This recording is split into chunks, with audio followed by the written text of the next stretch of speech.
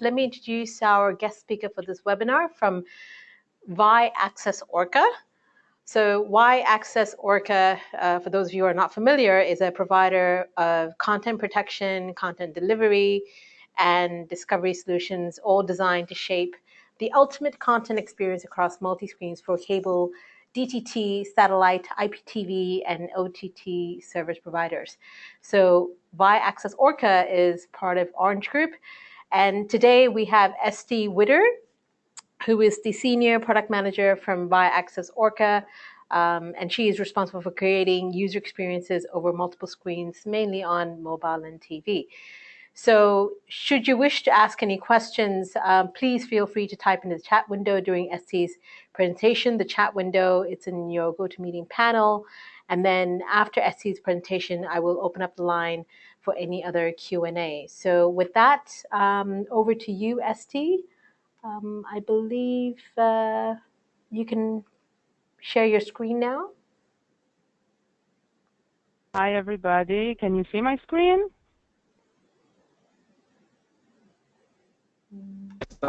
Can you see my screen?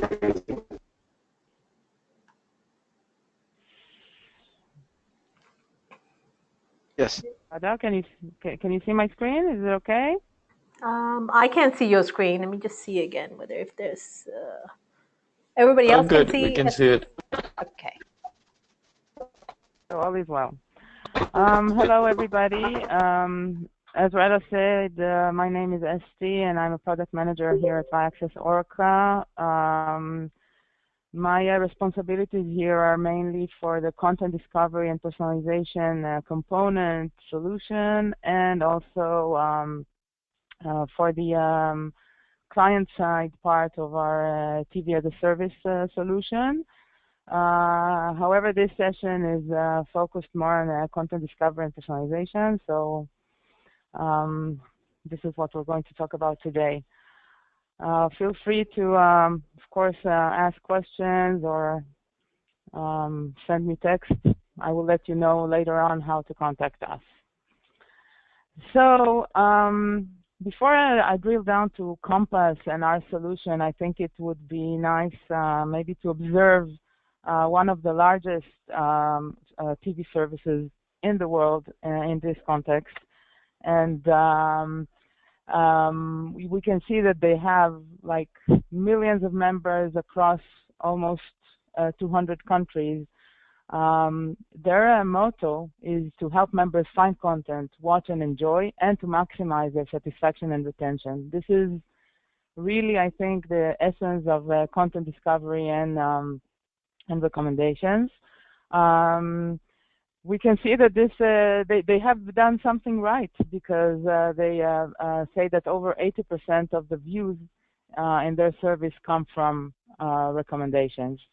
So I thought this would be a good point to start from, because we believe something very similar, and this is the way we think. I will explain this a bit later. It is important to say that in order to reach this target, it's very connected to user experience. We need to create an application that knows the user, and the idea here is to reduce the cognitive fatigue that people experience today when they are looking for something. There is so much content, so much that is offered, and the choice becomes very tedious. The idea here is to create a feeling of the fact that the application knows you, that magic is being created there to give us a personal experience, something easy for us to work with, and the value of this is great. We can gain engagement, we can gain loyalty, we can gain, of course, revenue, a large subscriber base. So this is, for me, the vision, I would say. So if I need to put this into a bit more, details, I think that personalization is key here. If I need to, again, say what personalization is, I think that we need to give the user what he needs with minimum effort, as I say, reduce fatigue. And the context is very important here. We need to make sure that the user is getting the right context at the right time for him to easily find the content that he would like to watch. So if I go now to our solution, Viaccess-Orca's content discovery and personalization solution. This is a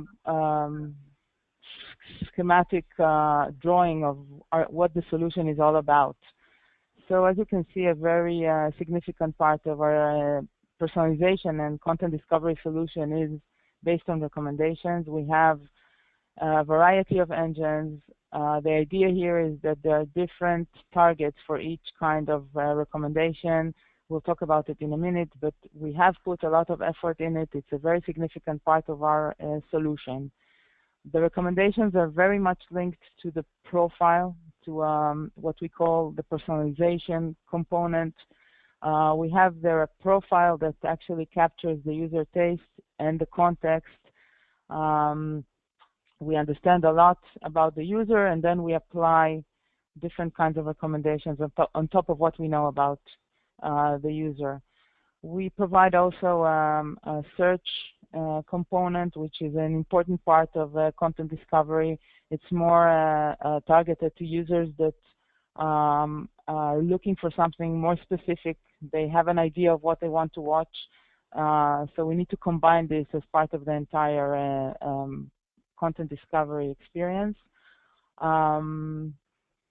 I won't talk today about social TV, but in general, we do use some of the social benefits for content discovery. We do not copy a social network. We do not intervene. We enhance the content discovery with what we can take and benefit from social networks.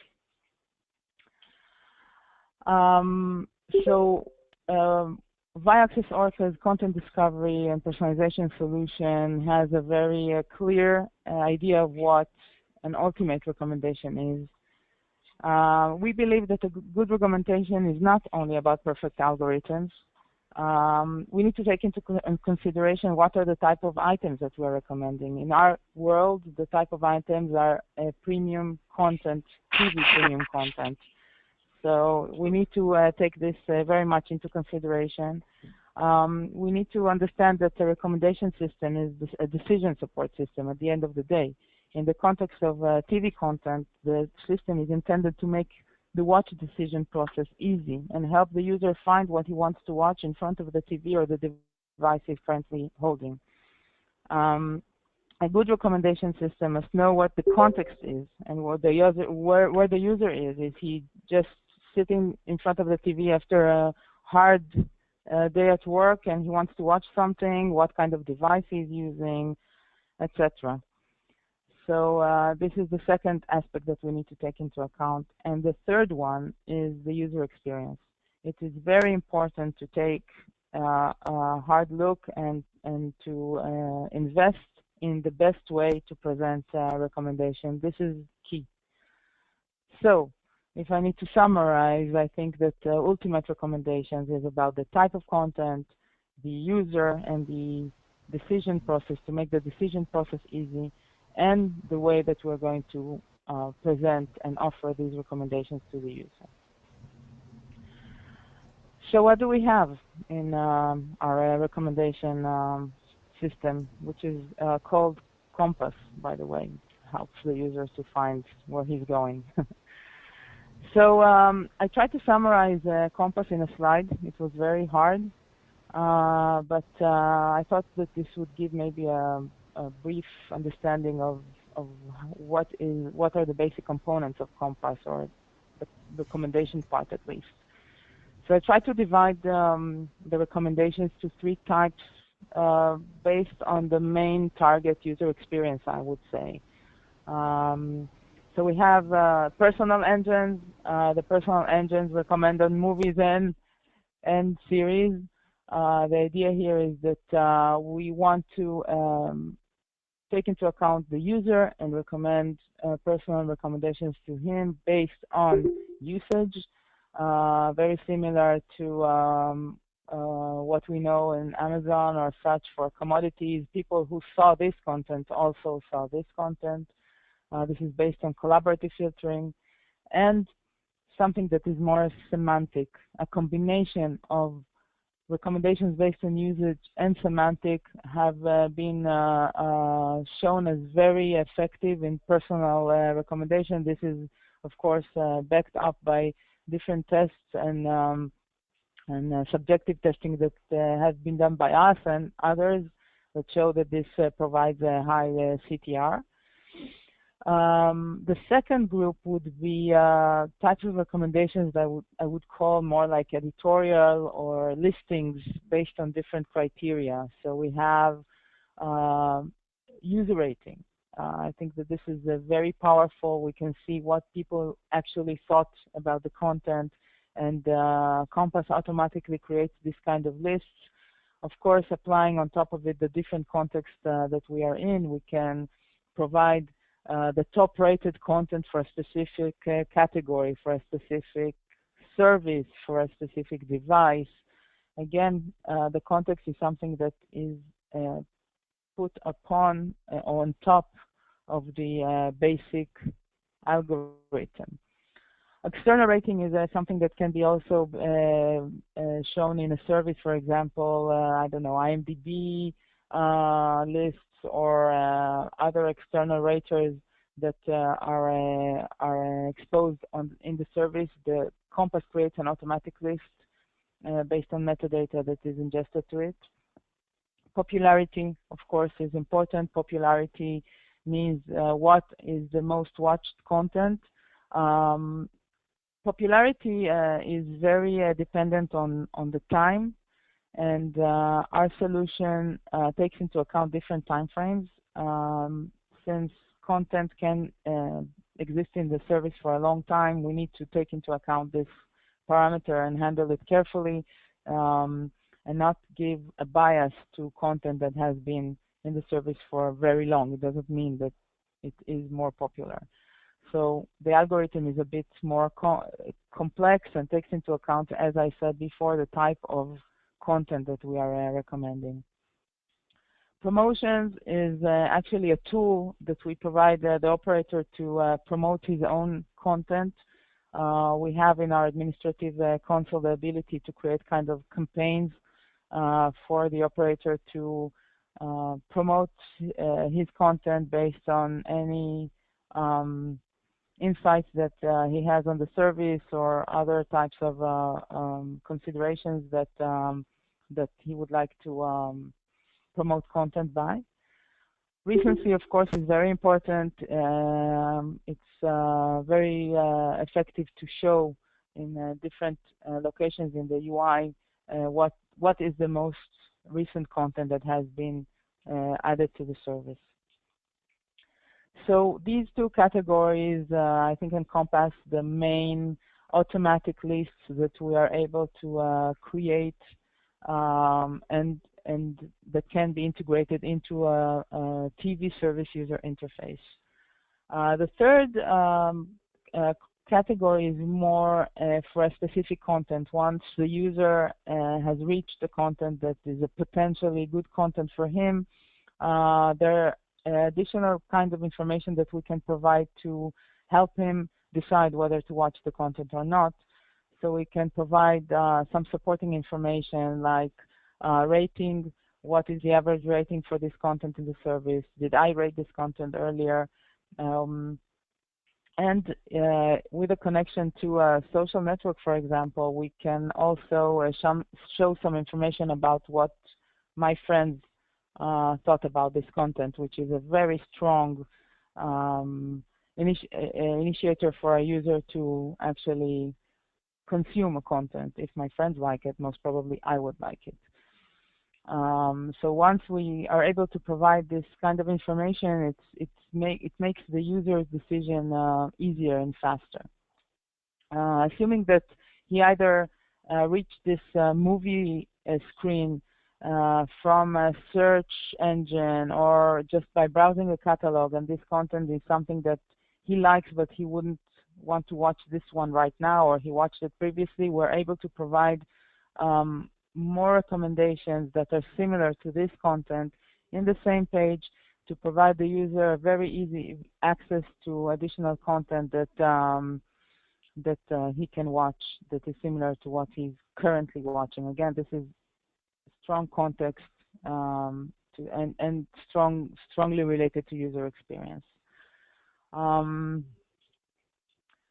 As I said before, we are very knowledgeable about a TV service, how content behaves in a TV service, how users behave in a TV service. So our algorithms are optimized to this type of content. We know and handle very differently and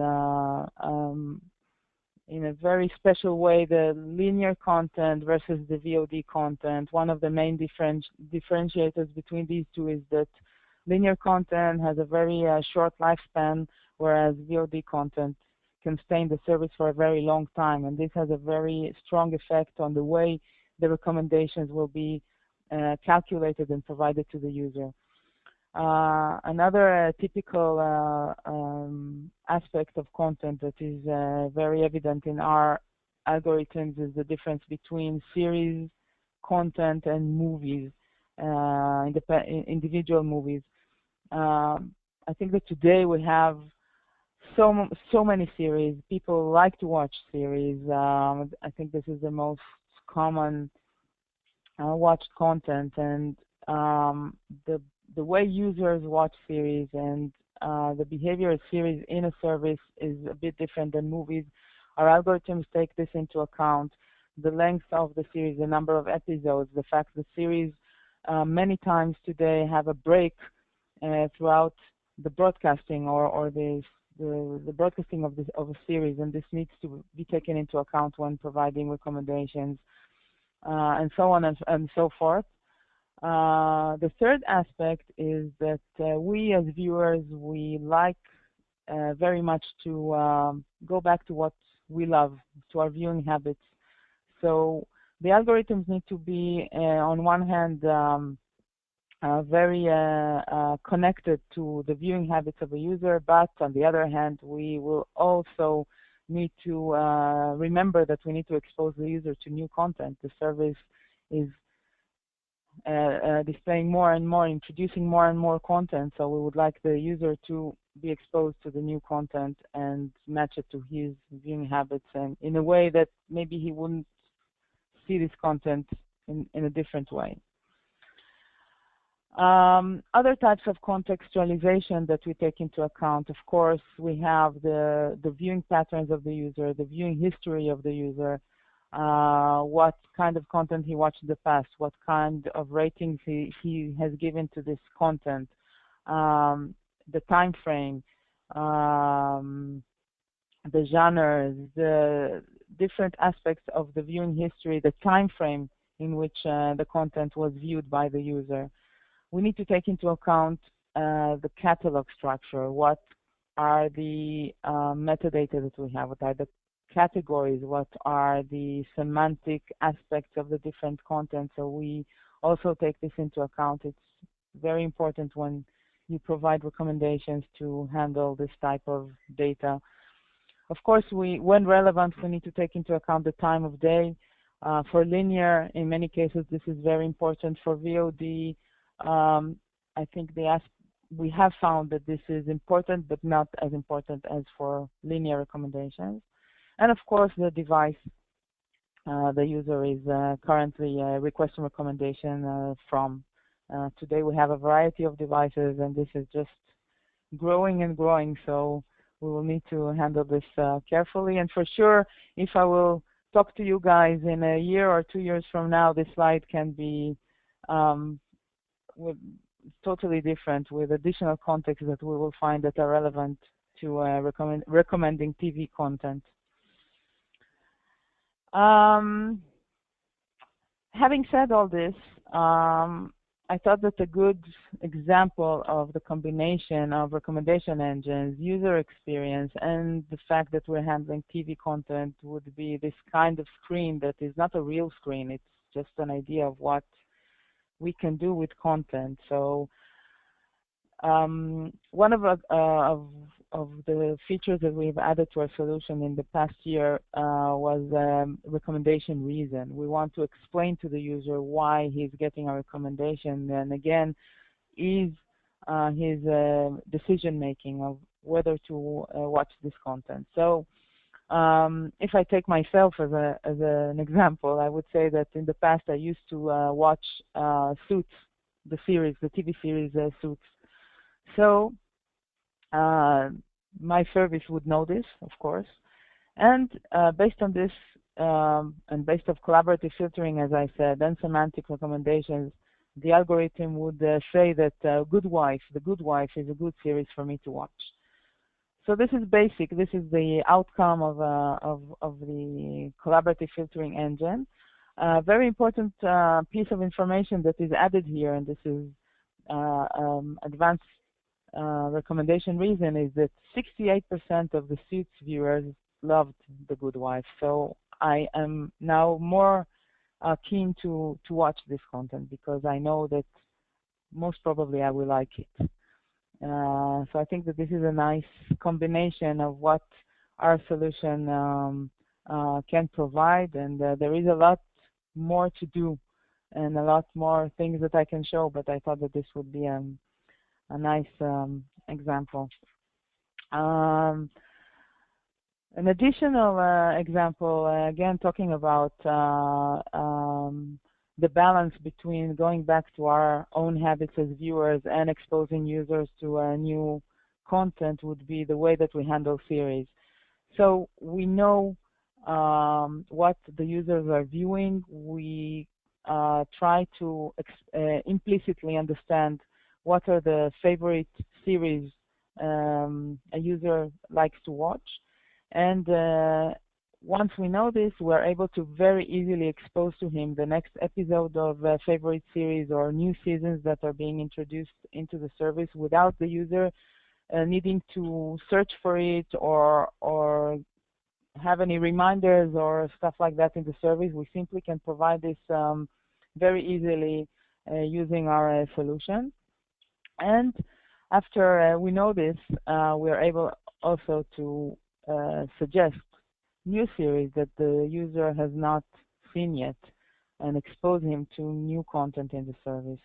So here you can see a very broad flow of the way that our solution works. We first implicitly analyze what are the favorite series of a user, taking into account the way a series is offered in the service, and the length, the breaks in the series, the fact that the season is introduced, I don't know, once a year, and then there is a very long break until the next season is introduced. Everything is taken into account. We are able to capture what the user likes, provide easily next episodes or next seasons for that series, and provide new content. A very important aspect of content discovery, I would say, and taking again into account that we're trying to make the user's decision making fast and easy, is the fact that we need to update the recommendations and refresh them with any new information that we get. So our solution is very much connected to what the user is doing on TV. The updates are online.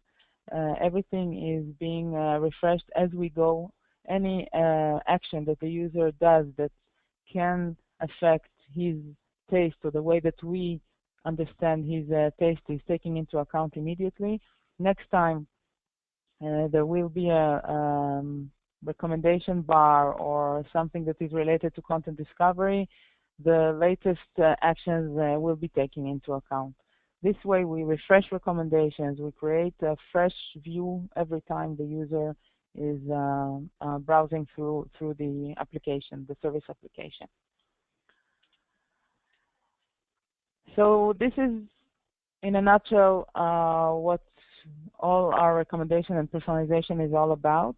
I want to speak shortly about the search, which is an important part of content discovery. As I said, I think that recommendations are more lean back approach, a user that is expecting the service to know him and provide content for him. But in many cases, you come back from work or from a social encounter with friends and you have an idea of what is it that you want to watch. So search is very important.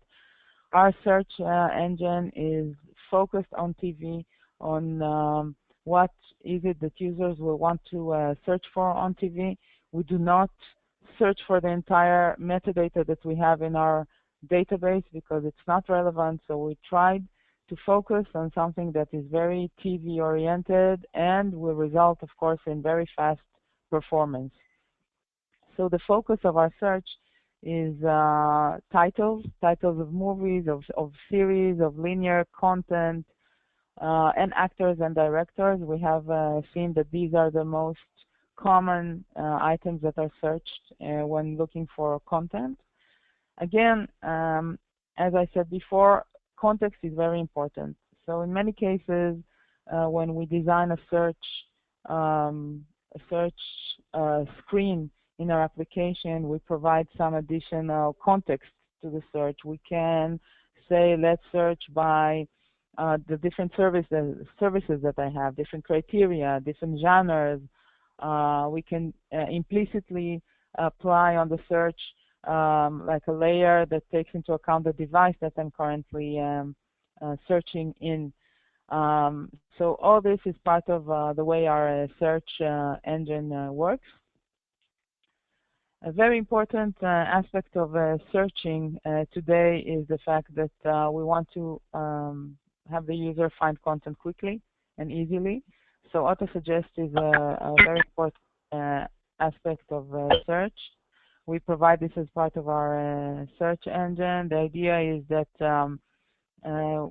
while the user is typing the text that he's looking for, we already can provide some suggestions.